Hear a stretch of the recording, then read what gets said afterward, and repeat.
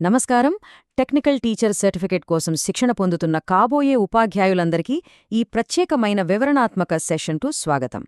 ఈరోజు మనం బోధనా రంగంలో అత్యంత ప్రాచుర్యం పొందిన, అలాగే ఎంతో ప్రభావవంతమైన పద్ధతుల్లో ఒకటైన నిగమన విధానం గురించి లోతుగా విశ్లేషించబోతున్నాం. దీన్నే మనం డిడక్టివ్ మెథడ్ అని కూడా అంటాము. ఒక తరగతి గదిని ఆకర్షణీయంగా మరియు నిర్మాణాత్మకంగా ఎలా మల్చాలో అర్థం చేసుకోవడానికి ఈ పద్ధతి అక్షరాల ఒక బ్లూ ప్రింట్లా పనిచేస్తోంది. భవిష్యత్తులో సాంకేతిక, శాస్త్రీయ అంశాలను బోధించే మనందరికీ ఈ విధానం ఒక గేమ్ చేంజర్ అని చెప్పొచ్చు. సరే, ఏమాత్రం ఆలస్యం చేయకుండా అసలు విషయంలోకి వెళ్ళిపోదాం. ఈరోజు మనం కవర్ చేయబోయే ముఖ్యాంశాలు ఇవే. ముందుగా నిగమన విధానాన్ని డీకోడ్ చేయడం, ఆ తర్వాత ఈ బోధనలోని 5 కీలక దశలు, ఆచరణలో ఇది ఎలా పనిచేస్తుందనేదానికి ఒక ఉదాహరణ, తరగతి గదిలో పాత్రలు, మరియు చివరగా ఈ విధానాన్ని ఎప్పుడు ఉపయోగించాలి అనేది చూద్దాం. బోధన అనేది కేవలం ఒక కళ మాత్రమే కాదు, ఒక అద్భుతమైన శాస్త్రం కూడా. మనం విద్యార్థులకు ఏ మార్గంలో బోధిస్తున్నాము అనేది చాలా చాలా ముఖ్యం. సో, మొదటి విభాగానికి వద్దాం. అసలీ నిగమన విధానం వెనుక ఉన్న ప్రధాన తత్వశాస్త్రమేమిటి? దీన్ని స్పష్టంగా అర్థం చేసుకుందాం. సింపుల్గా చెప్పాలంటే, నిగమన విధానం ఒక ప్రత్యేకమైన మరియు పక్కా ప్లాన్డ్గా ఉండే బోధనా పద్ధతి. ఇందులో ఉపాధ్యాయుడు క్లాస్లోకి రాగానే ముందుగా ఒక సాధారణ సత్యాన్ని లేదా ఒక నియమాన్ని ప్రకటిస్తారు.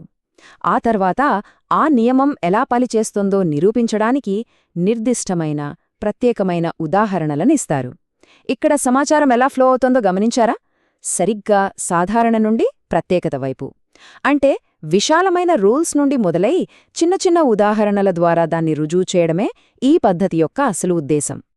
ఇక్కడ అత్యంత కీలకమైన పాయింట్ ఏంటంటే, ఈ విధానం పూర్తిగా లాజిక్ అంటే తార్కికతపై ఆధారపడి ఉంటుంది. ఇది కంప్లీట్గా ఉపాధ్యాయ కేంద్రీకృత విధానం. అంటే తరగతి గదిలో టీచరే హీరో అన్నమాట. విద్యార్థులకు ముందుగా సూత్రాన్ని చెప్పడం ద్వారా వాళ్లలో తార్కిక ఆలోచన శక్తి డెవలప్ అవుతుంది.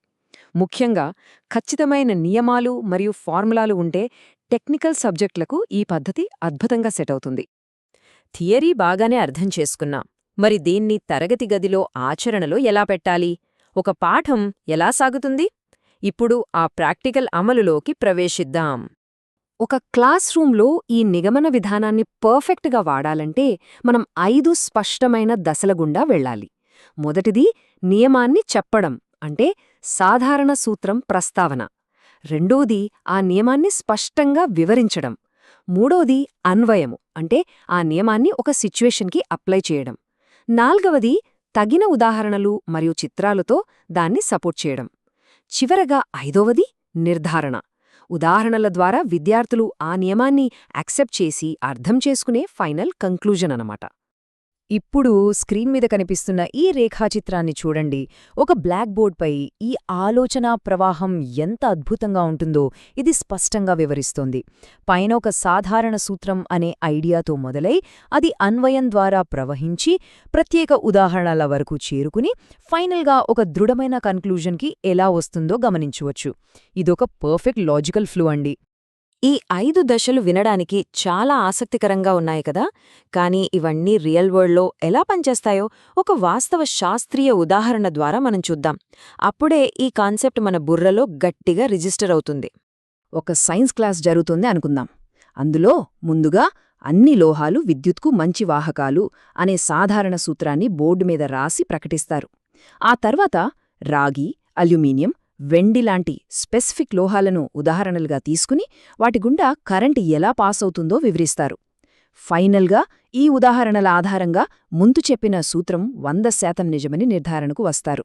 ఒక విశాలమైన సూత్రానికి, నిర్దిష్టమైన ఉదాహరణలకి మధ్య ఎంత స్పష్టమైన విభజన ఉందో ఇక్కడ చూశారుగా. ప్లానింగ్ ఎంత అద్భుతంగా ఉన్నా క్లాస్ రూంలో టీచర్ మరియు స్టూడెంట్స్ ఎలా ఇంటరాక్ట్ అవుతున్నారు అనే దానిపైనే సక్సెస్ ఆధారపడి ఉంటుంది. ఇప్పుడు మనం ఈ క్లాస్ రూమ్ డైనమిక్స్పై దృష్టి సారిద్దాం. ఒకసారి ఈ స్లైడ్ని గమనిస్తే టీచర్ మరియు స్టూడెంట్స్ విధులను మనం స్పష్టంగా పోల్చి చూడవచ్చు. ఇక్కడ టీచర్ పాత్ర చాలా యాక్టివ్గా, డైరెక్టర్లా ఉంటుంది. సూత్రాలను స్పష్టంగా చెప్పి, ఎగ్జాంపుల్స్ ఇచ్చి విద్యార్థులను స్టెప్ బై స్టెప్ గైడ్ చేయాల్సిన బాధ్యత టీచర్దే. మరోవైపు స్టూడెంట్స్ శ్రద్ధగా వినాలి, చెప్పిన ఉదాహరణలను అబ్జర్వ్ చేయాలి మరియు వాటిని ప్రాక్టీస్ చేయాలి. ఇక్కడ విద్యార్థుల ప్రధాన బాధ్యత పరిశీలించడం మరియు అనుసరించడమే. ఎడ్యుకేషన్ ఫీల్డ్లో ఏ పద్ధతి కూడా 100% ప్రతి సిచ్యువేషన్కి సెట్ అవ్వదు. ప్రతిదానికి కొన్ని లాభాలు, కొన్ని పరిమితులు ఉంటాయి. టెక్నికల్ ఎడ్యుకేటర్స్గా ఈ విధానాన్ని ఎప్పుడు, ఎక్కడ వాడాలో ఖచ్చితంగా తెలుసుకోవటం మనకెంతో అవసరం. ఇక్కడ అడ్వాంటేజెస్, డిసడ్వాంటేజెస్ని బేరేజు వేయడం చాలా ఆసక్తికరం. ఇది తార్కిక ఆలోచనను పెంచుతుంది, అలాగే టీచింగ్లో మనకు చాలా టైం సేవ్ చేస్తుంది. అయితే దీంట్లో ఉన్న అతిపెద్ద రిస్క్ ఏంటంటే, టీచరే అంతా చెప్పుకుంటూ పోవడం వల్ల పిల్లలు ప్యాసివ్గా, అంటే నిష్క్రియాత్మకంగా మారే అవకాశముంది. అలాగే ముందుగానే రూల్స్ చెప్పేయడం చిన్న పిల్లలకు అస్సలు అర్థం కాకపోవచ్చు. అందుకే ఈ పద్ధతికి బాగా ట్రైన్ అయిన స్కిల్ ఉన్న టీచర్స్ చాలా అవసరం. కాబట్టి ఈ పక్కా స్ట్రక్చరున్న నిగమన విధానం ఏ సబ్జెక్టులకు బాగా సెట్ అవుతుంది? ఖచ్చితంగా మ్యాథ్స్, సైన్స్, గ్రామర్ మరియు లాజిక్ లాంటి సబ్జెక్ట్స్కి. ఎందుకంటే ఈ సబ్జెక్టులన్నీ ఇప్పటికే ప్రూవ్ అయిన నియమాలు, సూత్రాల చుట్టూనే తిరుగుతుంటాయి. ఒక ఫార్ములా చెప్పి లెక్కలు చేయించడం మనం టెక్నికల్ సబ్జెక్ట్స్లో ఎప్పుడూ చూసేదే కదా. మనం మూల సమాచారం నుండి తీసుకున్న అత్యంత శక్తివంతమైన టేకవే ఇదిగో ఇక్కడే ఉంది.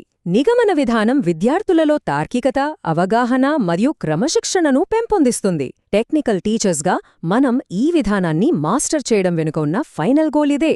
విద్యార్థులకు కేవలం నాలెడ్జ్ ఇవ్వడమే కాదు, వాళ్ల ఆలోచనా విధానంలో ఒక క్రమశిక్షణను నిర్మించడం. ఇది ఇవాల్టి మన సెషన్ సారాంశం. ఈ డిడక్టివ్ అప్రోచ్ పైన ఇప్పుడొక క్లారిటీ వచ్చింది కదా. అయితే ముగించే ముందు మీకొక చిన్న ప్రశ్న. రేపటి తరగతి గదిలో మీరు బోధించబోయే టెక్నికల్ పాఠాలలో ఈ సాధారణం నుండి ప్రత్యక్షమైన పద్ధతి ఏ టాపిక్కి పర్ఫెక్ట్గా సూట్ అవుతుంది? ఒక్కసారి ఆలోచించండి. భవిష్యత్తు క్లాస్రూమ్స్లో ఈ విధానాన్ని సమర్థవంతంగా అమలు చేసేందుకు సిద్ధమవుతూ మళ్లీ మరో ఆసక్తికరమైన ఎడ్యుకేషనల్ కాన్సెప్ట్తో కలుద్దాం. అంతవరకు సెలవు.